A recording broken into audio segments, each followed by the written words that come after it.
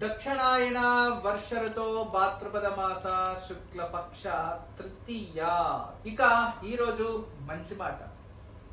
సూర్యుని వెలుగు ఎక్కడ ఉంటుందో అక్కడ చీకటికి చోటు ఉండదు.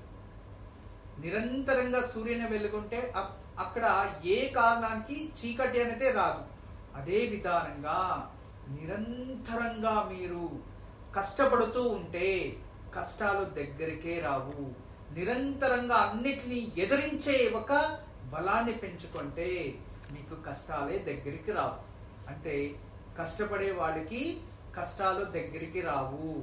ఎప్పుడైతే కష్టాన్ని మీరు కష్టము అనుకుంటారో అప్పుడు కష్టాలు మిమ్మల్ని ఎమ్మడిస్తాయి. అందుకే సూర్యుడు నిరంతరంగా ఎలా శ్రమిస్తూ ఉంటారో అలా మీరు నిరంతరంగా జీవితంలో శ్రమించాలి అనుకోండి, అన్ని కష్టాలు దుర్గుణాలు దూరం అయిపోతాయి. ఇదే ఈరోజు మంచి మాట. ఇక మీకు అందరికీ కూడా విశేషమైన సంఘటన తెలియచేయాలి. ఎందుకంటే రేపు విశేషంగా వినాయక వ్రతం వచ్చేస్తుంది. వినాయక వ్రతానికి ప్రతిష్టాపన కానీ పూజకి కానీ శాస్త్రరీత్యా జ్యోతిష రీత్యా విశేషంగా చిత్తా నక్షత్రం మహా అద్భుతం అని తెలియజేశారు. చిత్తా నక్షత్రంలో వినాయక ప్రతిష్టాపన వినాయక పూజ చాలా శ్రేష్టమని పంచాంగంలోనే ఇచ్చేశారు. అదే విధానంగా చతుర్థి గడియలు కూడా విశేషమని. అయితే చతుర్థి ఈ రోజు సాయంత్రమే ప్రారంభం అవుతుంది. రేపు సూర్యోదయానికి చతుర్థి ఉంటుంది కాబట్టి రేపు ఉదయాన్నే అందరూ కూడా వినాయక చతుర్థిని ఆచరిస్తున్నారు. కానీ మన దక్షిణ భారతానికి రేపు సాయంత్రం 5:40 క్లోజ్ అయిపోతుంది. ఈ రోజు సాయంత్రం 5 గంటలకి స్టార్ట్ అయ్యి రేపు సాయంత్రం 5 గంటలకి క్లోజ్ అయిపోతుంది. అంటే 5:40 ఈ రోజు చతుర్థి గడియలు ప్రారంభం అయిపోతాయి. రేపు 5:40 చతుర్థి గడియలు క్లోజ్ అయిపోతున్నాయి. అందువలన ఏ కారణానికి కూడా రేపు సాయంత్రం 5:40 తర్వాత మీరింట్లో వినాయక చతుర్థి వ్రతం ఆచరించిన మీరు ఆచరించిన ఒక సంతోషం మాత్రమే ప్రాప్తిస్తుంది. కానీ లగ్న శుద్ధి, తారాబలం, చంద్రబలం ఇటువంటివి జ్యోతిష రీత్యా మరియు ప్రకృతి సిద్ధాంత రీత్యా అటువంటి లహరియలు మీ పైన ప్రభావం చూపించవు. కేవలం మీరు మనస్తృప్తికి మాత్రమే ఆచరించే ఫలం మాత్రమే మీకు ప్రాప్తిస్తుంది. అయితే రేపు సూర్యోదయానికంతా కూడా చతుర్థి గడియలు ఉంటాయి. రేపు బ్రహ్మ ముహూర్తంలో ఎవరైనా ఆచరించవచ్చు, అందులో సందేహమే లేదు. ఎందుకంటే రేపు ఉదయం 3:16 మన సూర్యోదయానికి కుడివైపు అంటే మనకి ఈశాన్య దిశ అంటాం. ఈశాన్య దిశని వీక్షిస్తే అక్కడ విశేషమైన ఒక నక్షత్ర మండలం సృష్టి అవుతుంది. ఆ నక్షత్ర మండలం చూడడానికి విశేషంగా గణపతి ఆకారం కనబడుతుంది. రేపు ఉదయం ఆ సమయంలో విశేషంగా గణపతిని దేవతా రూపంగా పూజించే వాళ్ళు పూజిస్తారు. కొందరు తాంత్రిక పూజని చేసేవారు కూడా రేపు ఆచరిస్తూ ఉంటారు. రేపు వినాయకి రూపంగా అంటే స్త్రీ రూపంగా పూజిస్తారు వినాయకిని. ఆ వినాయకి రూపంగా పూజించేది కూడా రేపు విశేషంగా పూజిస్తారు. మీకు విశేషమైన దేవాలయం అవుతుంది. ప్రపంచంలోనే ఒక విశేషమైన దేవాలయం. ఆ దేవాలయంలో సాక్షాత్ గణపతి స్త్రీ రూపాన్ని ధరించింటాడు. ఆ స్త్రీ రూపం ఎలా అంటే గణపతి రూపాన్ని పార్వతీదేవి నిలుచుకుంటుందంట. గణపతి రూపము పార్వతీదేవి ప్రదర్శిస్తుందంట. ఆ ఒక తత్వం ఉన్న గణపతి మన భారతదేశంలో ఒక చోటు ఉంటుంది. ఎప్పుడైనా ఇంకొక రోజు ఆ విశేషమైన క్షేత్రం గురించి తెలియజేస్తాను. ఆ దేవాలయంకి వెళ్తే ఇప్పుడు కూడా మన జీవ సత్వాల నరనాడిల్లో దైవ భక్తి అనేది ఆధ్యాత్మిక వ్యక్తులకి మూలాధార చక్రం నుంచి శాస్త్రార చక్రం వరకు అలా శక్తి అనేది ఆవిర్భవిస్తుంది. అటువంటి గొప్ప దేవాలయం ఇంకొక రోజు తెలియజేస్తా. అయితే ఈ ఒక చతుర్థి రోజు చిత్తా నక్షత్రంలోనే గణపతిని పూజించాలి అని శాస్త్రం. అలా రేపు ఉదయం ఉంటుంది. రేపు ఉదయం బ్రహ్మముహూర్తంలో చిత్తా నక్షత్రమే ఉంది, చతుర్థి గడియలు ఉన్నాయి. ఇక రేపు అత్యంత శుభ గడియలు స్థిర లగ్నంలో పూజించాలి గణపతి ప్రతిష్టాపన అని తెలియజేస్తుంది. స్థిర లగ్నం అయితే రేపు వ్రతాలు కదా మనం ఆచరిస్తున్నది. అందువలన రేపు మంచి సమయము మనకి ప్రాప్తించేది అంటే 11 గంటల నుంచి, గుర్తుంచుకోండి, 11 గంటల నుంచి 1 గంట వరకు మాత్రమే ఉంటుంది. నీళ్ళల్లో మీరు ఆచరించేటట్లయితే ఆ సమయంలో ఆచరించవచ్చు. లేదు అది కాదు అంటే ఇక కన్యా లగ్నం ఒకటి లభిస్తుంది మనకి. ఈ కన్యా లగ్నంలోనే కేతు, సప్తంలో రాహు ఉన్నాడు. ఈ కన్యా లగ్నంలో దుర్గా గణపతిని పూజించవచ్చు అని శాస్త్రం చెప్తుంది. ఎందుకు అంటే రాహు కేతువులు అనేవారు సర్పతత్వం కదా. అష్టానాగాభరణ అలంకృతాయ నమః అంటాం. అంటే 8 నాగాలు కూడా, 8 నాగాభరణాలు సాక్షాత్ గణపతికి అలంకారంగా ఉంటాయి. శరీరం పైన 8 నాగాభరణాలు అలంకరణగా ఉంటాయి. అందువలన లగ్నంలో రాహుకేతు ఉన్నప్పుడు కూడా గణపతిని ప్రతిష్టాపించవచ్చు అని తెలియజేశారు. అందుకోసం రేపు ఉదయం గుళిక కాలం కూడా అయిపోతుంది. మధ్యమ కాలం, విశేషమైన కాలం 8 గంటల నుంచి 9 గంటల వరకు మన ఓంకారం ప్రసారమయ్యే సమయంలోనే ఒక టైం దొరుకుతుంది. అది తప్పిపోతే మళ్ళీ 11:30 నుంచి 1 గంట వరకు మీకు 11:30 to 1 o'clock మధ్యలో మీకు ఒక పూజా కైంకర్యానికి అక్కడ ఒక చోటు లభిస్తుంది.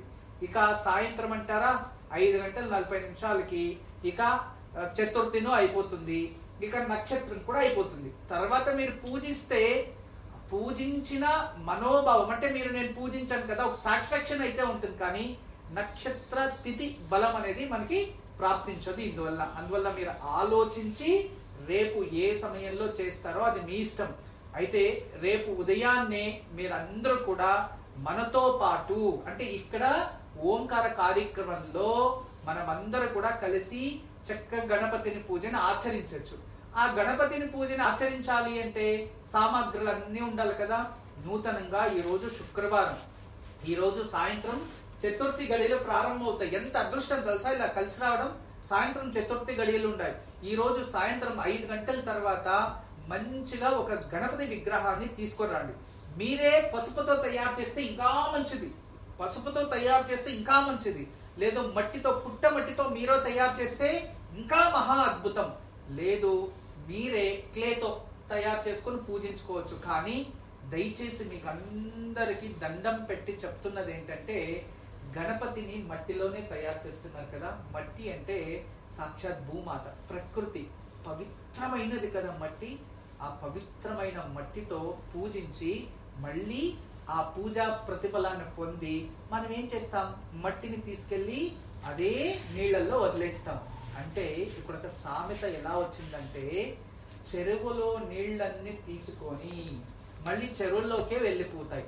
అంటే ఎప్పుడు కూడా సముద్రం నుంచి మనకి వర్షారూపంగా ఆకాశంలో వెళ్ళి మళ్ళీ తదుపరి భూమి పైన పడి మళ్ళీ అది చక్కగా సముద్రం ఎలా చేరుకొని ఇలా అవుతూ ఉంటుందో అదే విధానంగా శుభ్రమైన మట్టిని తీసుకొని వాటితో గణపతిని తయారు చేసి చక్కగా పూజించి మళ్ళీ మట్టిలోనే కలిపేస్తున్నాము. అంటే దీంట్లో చాలా అంతరార్థం ఉంది.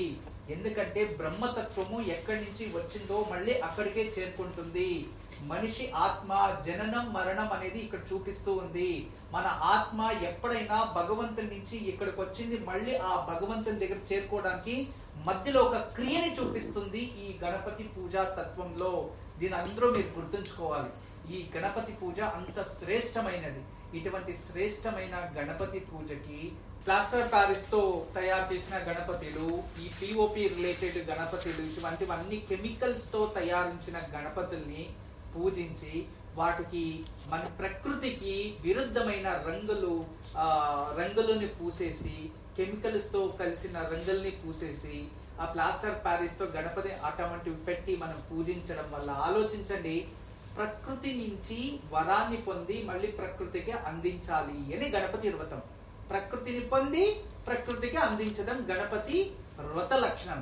అయితే మీరు ఆ ప్రకృతిలో కల్మషాలు చేసేస్తే ప్రకృతి మనకు వరం ఇస్తుందా? ఒక్కసారి ఆలోచించండి. దయచేసి ఇంతకు ముందు మీరు ఎలా ఆచరించారో, ఎప్పుడు ఏ అద్భుతంతో ఆచరించారో నాకు తెలియదు, కానీ మీరంతూ ప్రకృతికి విరుద్ధంగా రూపంగా ఆ ప్రకృతి మాత పుత్రుణ్ణి మనం పూజిస్తే ప్రకృతి మాతనే క్షోభిస్తుంది. అప్పుడు ఆమెనే మనకి శాపం పెడుతుంది. అప్పుడు నువ్వు గణపతిని పూజించే ప్రయోజనం లేదు. అందుకే శుద్ధమైన గణపతి, మట్టితో తయారు చేసిన గణపతి, ఈకో ఫ్రెండ్లీ గణపతి. ఇటువంటి గణపతికి మాత్రమే పూజించడానికి అర్హము. వేరే గణపతుల్ని పూజిస్తే ప్రయోజనం లేదు. కావాల్సింటే మీ ఇంట్లో చిన్నగా స్వర్ణ గణపతి బంగారుదుంటే, వెండిదుంటే, ఇత్తడిదుంటే, ఏ గణపతి లోహందుంటే పూజ చేసుకునేయండి. విసర్జన చేసే అవసరం లేదు. కావాలంటే ఒక పసుపు ముద్దుతో చిన్నగా చేసుకుని విసర్జన చేయాలంటే దాన్ని విసర్జన చేసుకోండి.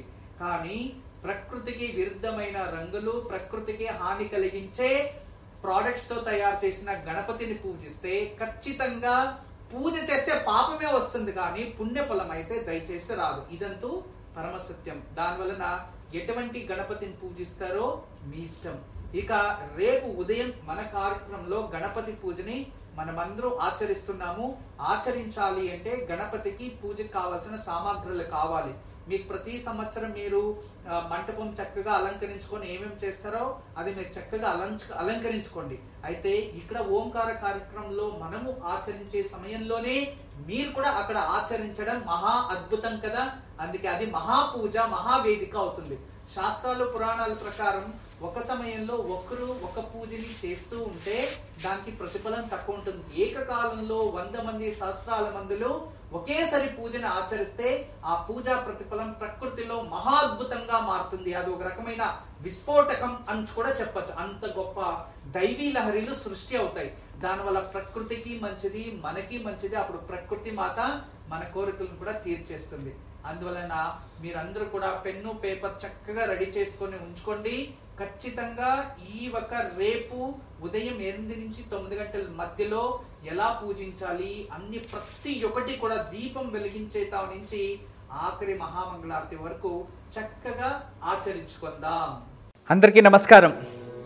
ఈరోజు మీకు అందరికీ కూడా శ్రీవాస్తు యంత్రం గురించి పరిచయం చేయడానికి వచ్చాను. శ్రీవాస్తు యంత్రం మీరు చూస్తున్నారు. శ్రీవాస్తు యంత్రం. ఈ శ్రీవాస్తు యంత్రం ఈ విధానంగా 9 ఇంచెస్, ఇలా 9 ఇంచెస్, ఇలా 9 ఇంచెస్ ఉంటుంది.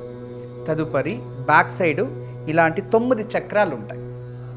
ఫ్రంట్ ఈ ఒక గ్లోబ్స్లా ఒక 9 డాట్స్ ఉన్నాయి చూడండి, ఇలా 9. ఇది శ్రీవాస్తు యంత్రం అనేది ఒక కాస్మిక్ ఎనర్జీని అట్రాక్ట్ చేసుకుంటుంది. నెగిటివ్ ఎనర్జీని ఇంట్లో నుంచి బయటికి తరిమేస్తుంది. మీకు అందరికీ దానికి పరిష్కార మార్గంగా నేను ఇవి సూచిస్తున్నా. ఎందుకంటే చాలామంది పిల్లలు సరిగా చదువుతలేదు, ఇంకొకరు మా ఇంట్లో ప్రశాంతత లేదు, భార్యాభర్తల మధ్యలో సఖ్యత లేదు, దేవుడి గదిలో సరిగా పూజ చేయలేకపోతున్నా, ఇంట్లో ఏదో తెలియని బాధ అనిపిస్తుంది, మా ఇంట్లో ఎప్పుడు కూడా ఏదో తెలియని ఒక శ్మశానంకి వెళ్ళినట్టు అనిపిస్తూ ఉంటుంది, మా ఇంట్లో కలగానే ఉండదు ఎప్పుడు కూడా. ఇక మా ఇంటికి చాలామంది వచ్చిన వాళ్ళంతా వాస్తు దోషం అని చెప్తూ ఉన్నారు, మేము ఏం చేయాలి అని ప్రశ్నిస్తూ ఉండేవారు. వాళ్ళందరికీ కూడా ఒక మార్గోపాయం చాలా రోజుల తర్వాత రీసెర్చ్ చేసి ఇప్పుడు ఈ శ్రీవాస్తు యంత్రాన్ని మేము చూపిస్తున్నాం. ఈ శ్రీవాస్తు యంత్రాన్ని ఎప్పుడైతే ఎక్కడ ఫాల్ట్ అనిపిస్తుందో అక్కడ ఒక మేక కొట్టి తగిలించాలి, అంతే. పిల్లలు చదువుతా లేదు, చదివే రూమ్లో పిల్లలు ఏకాగ్రతగా చదవాలి అనుకుంటున్నారా, అక్కడ ఒకటి తగిలించండి. మీరు నిద్రించే ఒక రూమ్లో మాకు సరిగా నిద్ర వస్తలేదు, పడుకుంటే చెడు కళలు వస్తున్నాయి, నిద్రించే గదిలో ప్రశాంతత లేదు అనిపిస్తుంది, అక్కడ ఒకటి తగిలించండి. లేదు ఎవరో వాస్తు దోషం అని చెప్పారా, ఇంట్లో వాస్తు దోషాని కోసం ఇంటి హాల్లో ఒకటి తగిలించండి.